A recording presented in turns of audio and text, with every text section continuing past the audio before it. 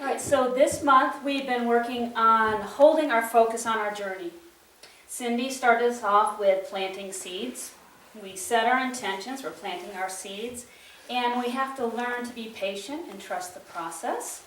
And we're trusting the process until we can grow inside to receive what we've put out. Have we been working on our patience? Yes. And last week, Patrick talked about being present on our journey. Our goal is not to reach the mountaintop to be enlightened. It's to be with God every step of the way. It's to be present, expressing our God-like self on our journey. And one thing that I really loved that he said was, if we did that, we would have no bucket list. If we are following Spirit, then we would be guided to experience our soul's desires and purpose. Cool, huh? Have you guys been listening and following? Yep, you're squeaking. Okay. So why does something happen? Why did this happen to me? That's one of the biggest questions, right? One of the biggest questions. Why did this happen? Also, why am I here? Why am I here? Why did this happen? The answer is the same. I'm here to learn, to heal, to grow, and to express my God-like self. And why did something happen to me? To learn, to grow, to heal, to express my God-like self. But how we've created our experiences on this journey is unique and varied and numerous as the stars in the sky. Both have a lot of circumstances, a lot of layers, a lot of characters involved surrounding them. It can be very complicated.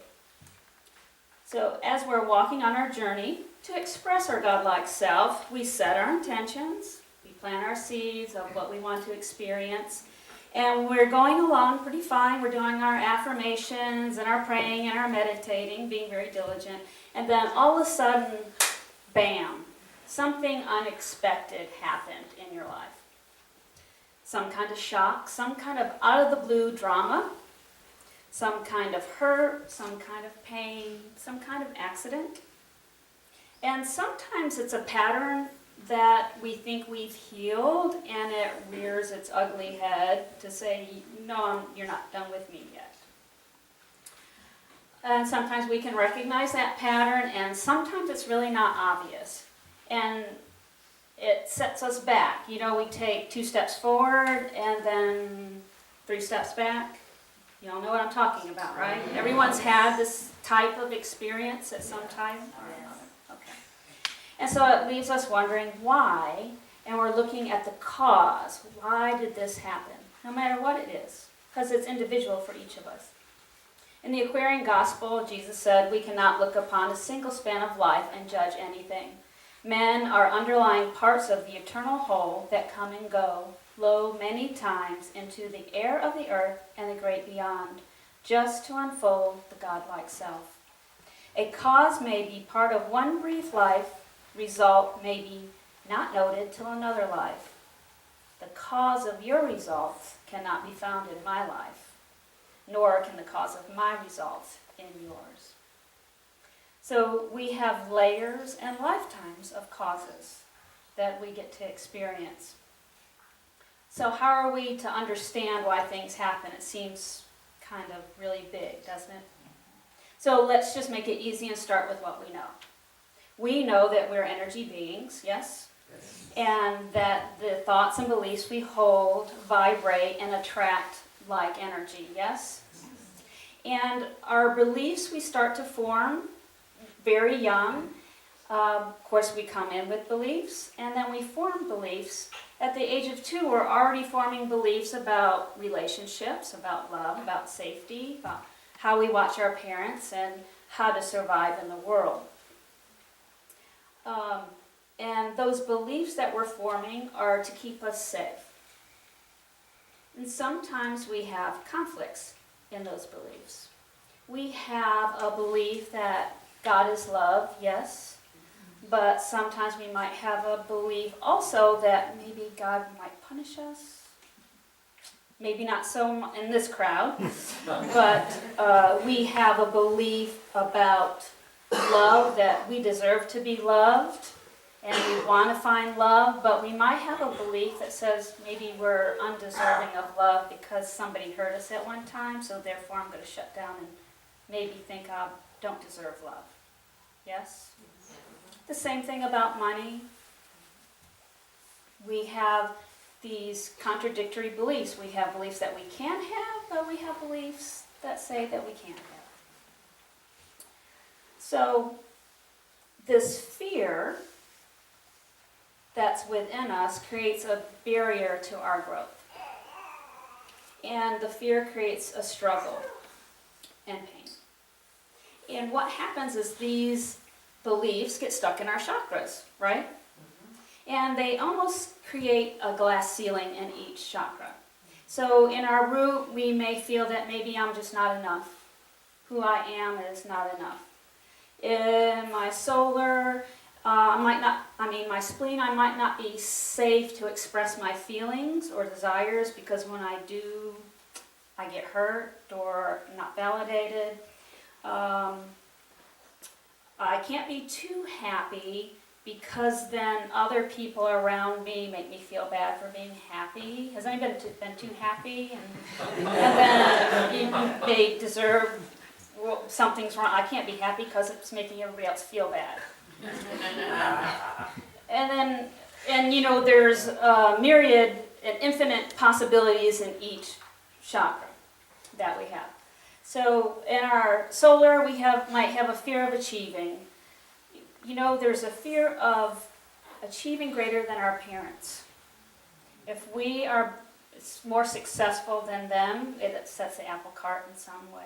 It's deep, deep within there. Even though they say we want the best for you and want to have a better life, there's a thing there. And it might not be in everybody. If I'm successful, then people might expect more of me, and then maybe I don't want to give more. So maybe I won't be so quite successful.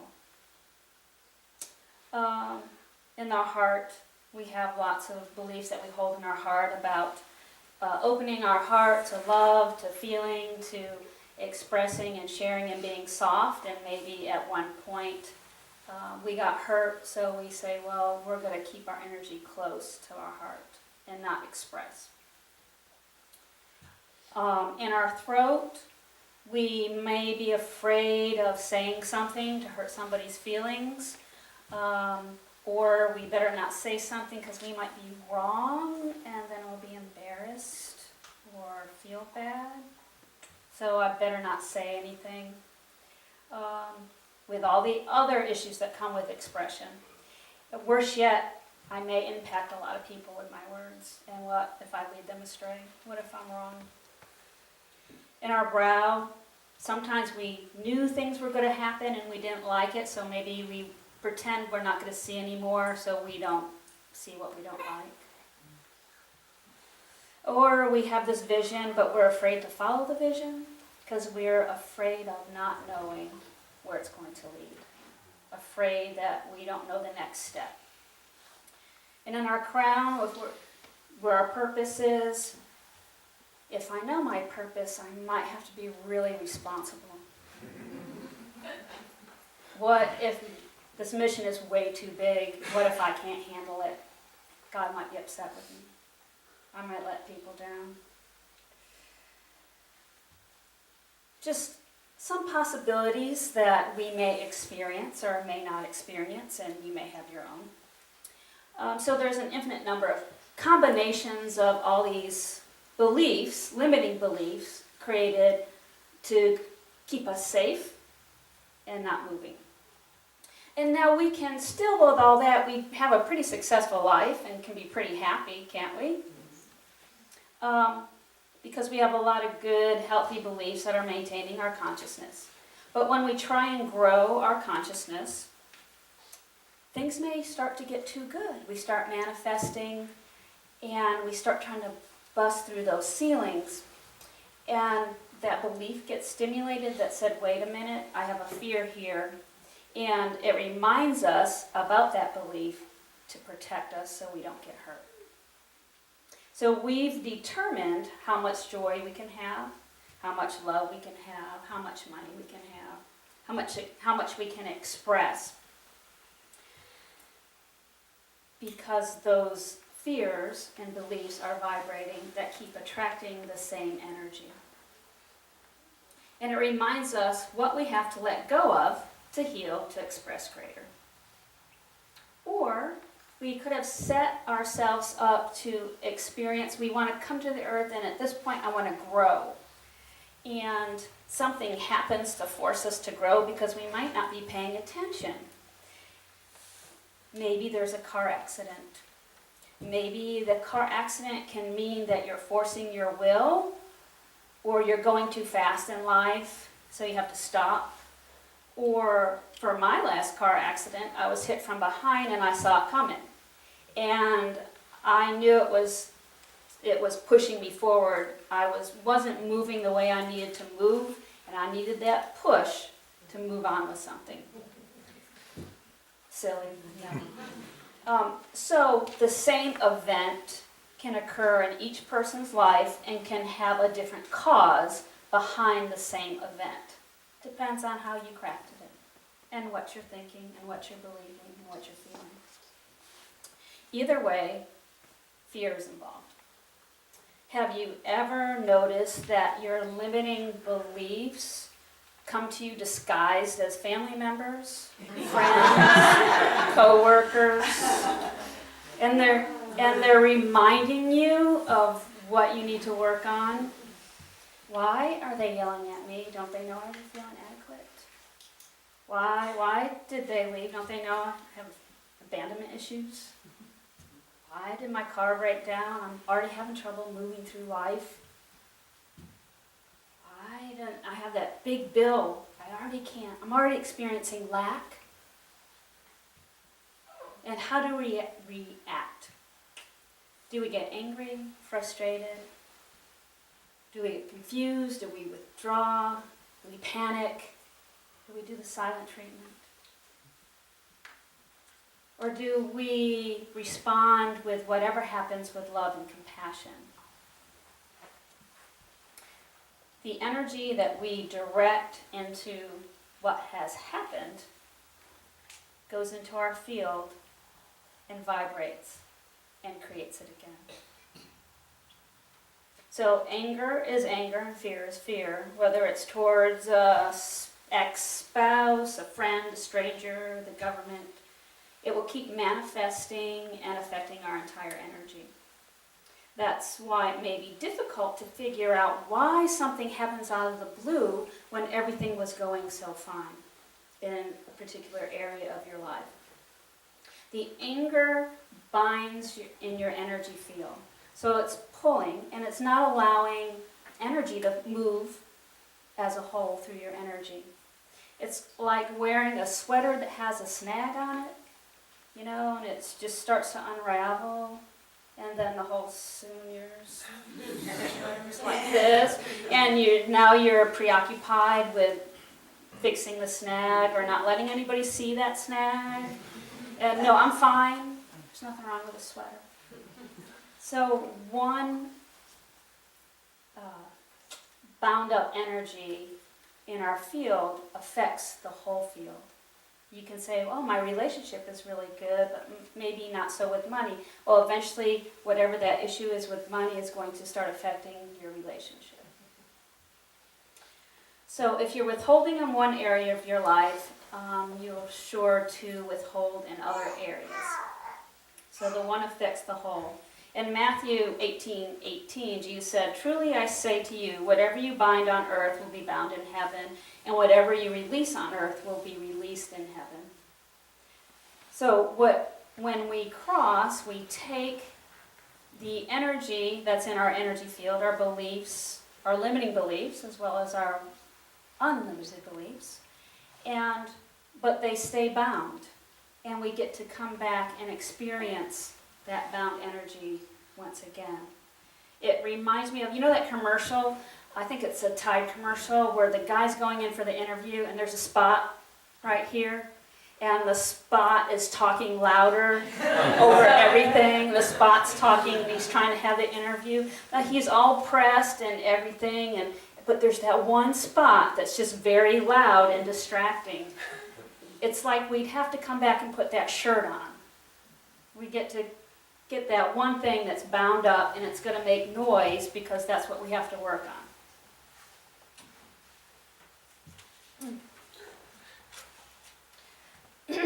So, we get the title for the service. I knew in January, Cindy says, you're going to do the one that says, why did that happen to me? Great. And so, we get to experience the service the week or so before. So for 2 months, I've been diligent in my prayer.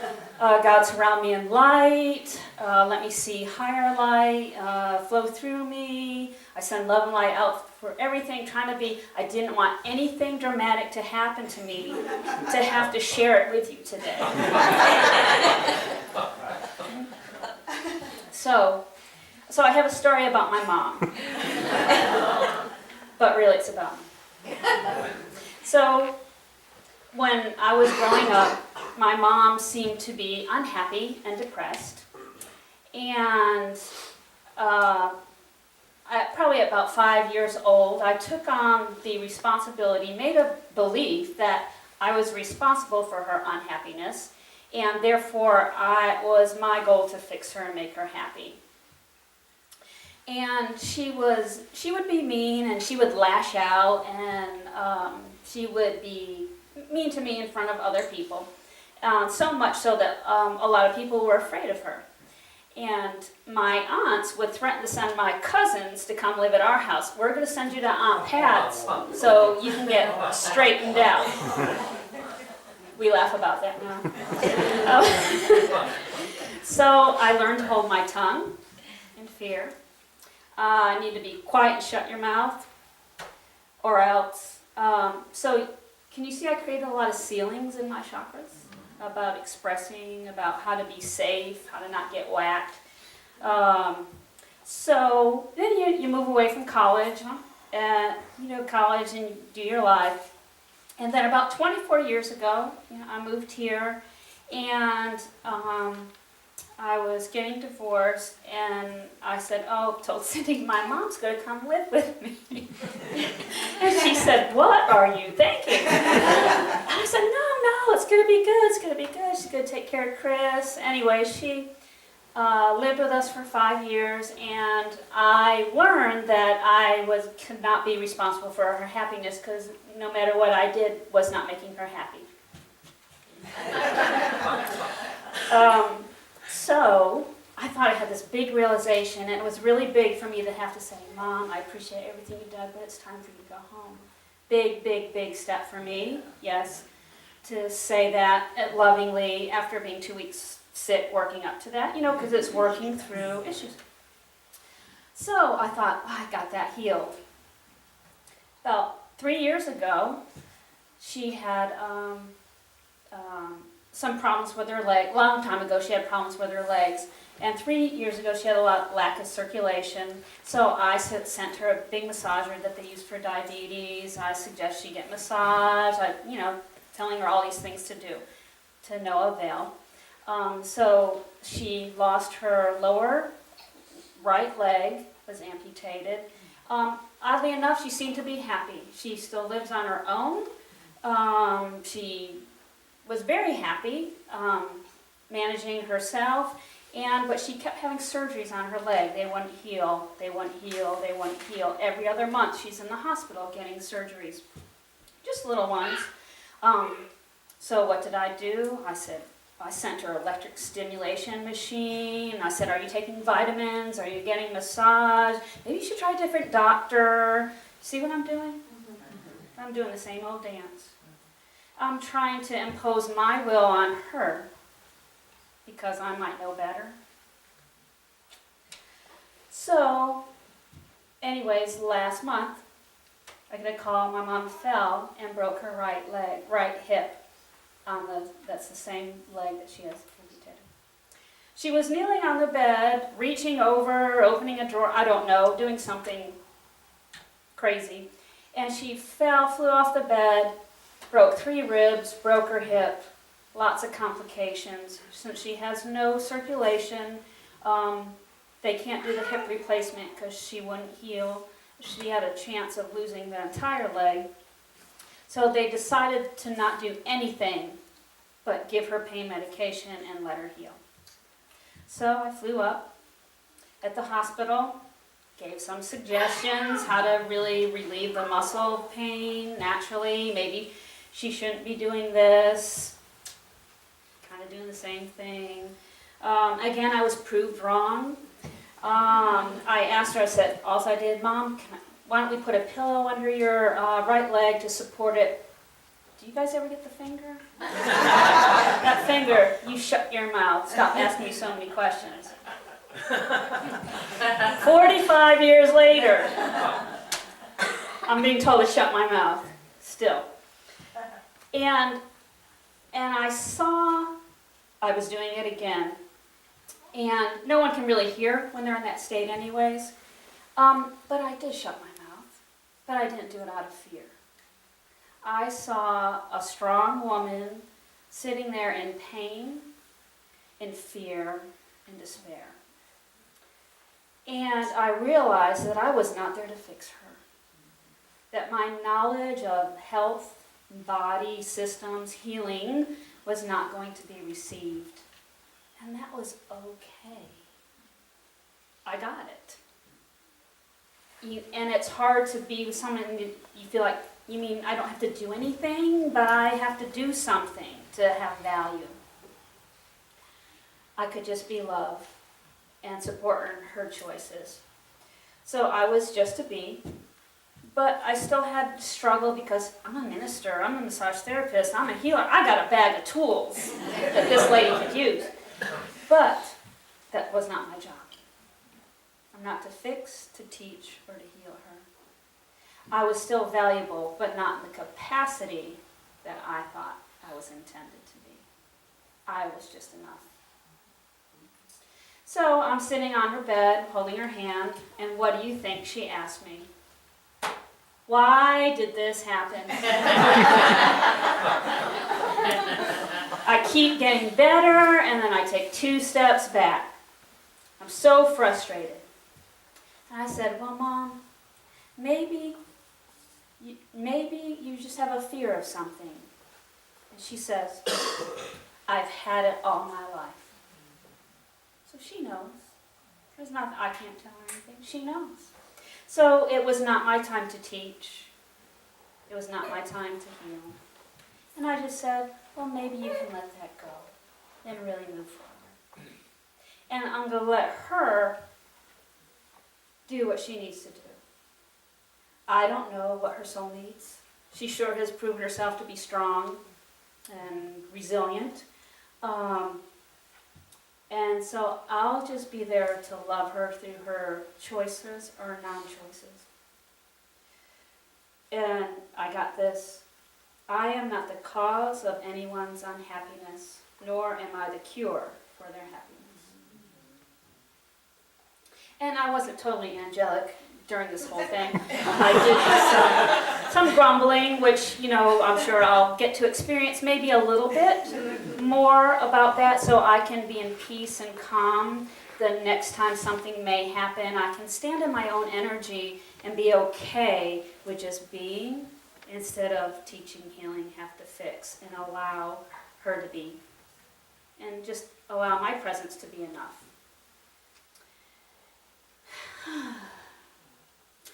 White Eagle says, you can enter into that life, tackle the problem, and see you can rise above it. It is not necessary for you to suffer if you can bring into operation the law of love. And love will transcend all lifetimes. If we can see in the moment when some drama is unfolding before us or some crisis, if we could stand and just allow it and be love in the moment, then it starts to unravel all the patterns that we've taken in, because love transcends lifetimes. So we get to decide how we want to grow. So when something happens in your life, and I ask that whatever happens be gentle, loving, and easy for you this week, you can ask yourself some questions.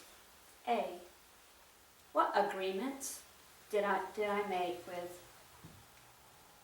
other people in other lifetimes? And just ask to see higher. What agreements have I made? Did I agree to feel less than so someone could feel more powerful? Did I agree to be more powerful so someone could feel less than? What did I agree to? B, what beliefs am I holding about myself? What beliefs am I holding about others? And what beliefs am I holding about the world around me? C, making it easy. A, B, C. C, ceiling.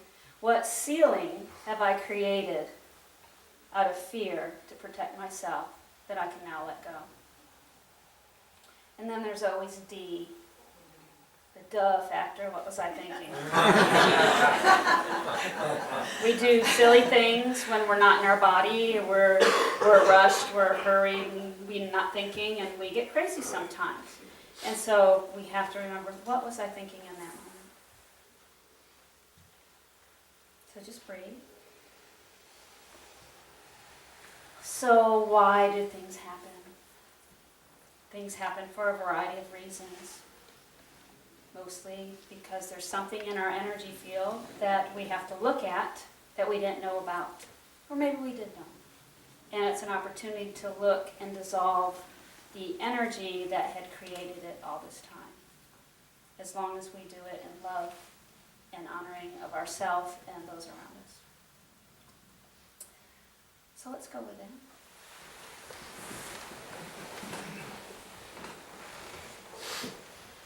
Just take a nice deep breath.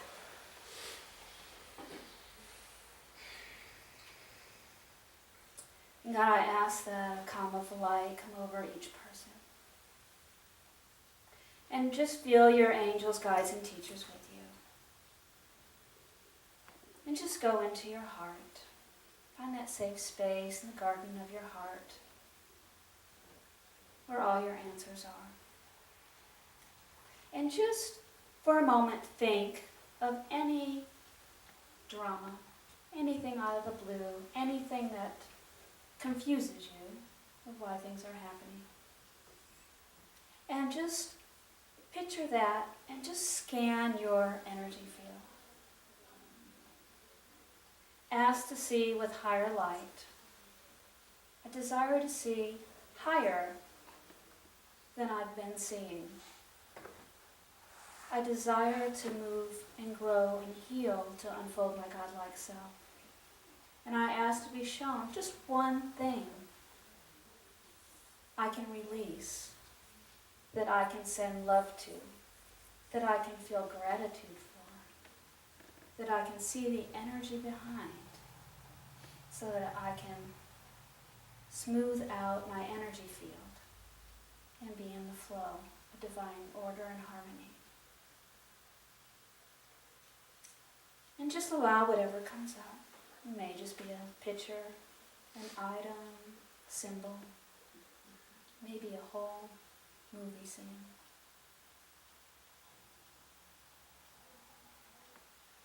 And just allow yourself to be love in that moment.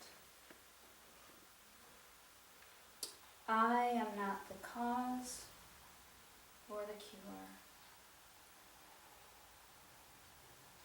And in this moment, I ask that love move through time and space, unraveling anything that I have bound out of fear that limits my expression of God now.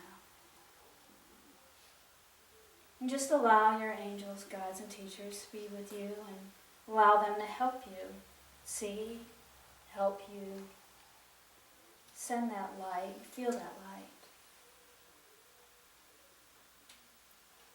And where it's been released, allow that light to fill that spot, to heal that spot in your energy field, reestablishing flow.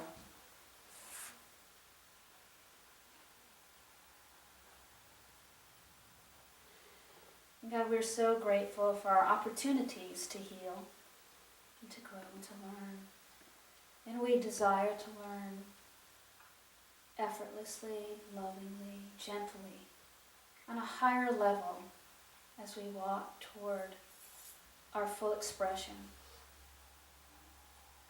Help us know that we are safe to express. And we are awesome. And just take a nice deep breath. Feel what your energy feels like. And just come up from your heart. And we're so grateful. And so it is. And just when you're ready, open your eyes.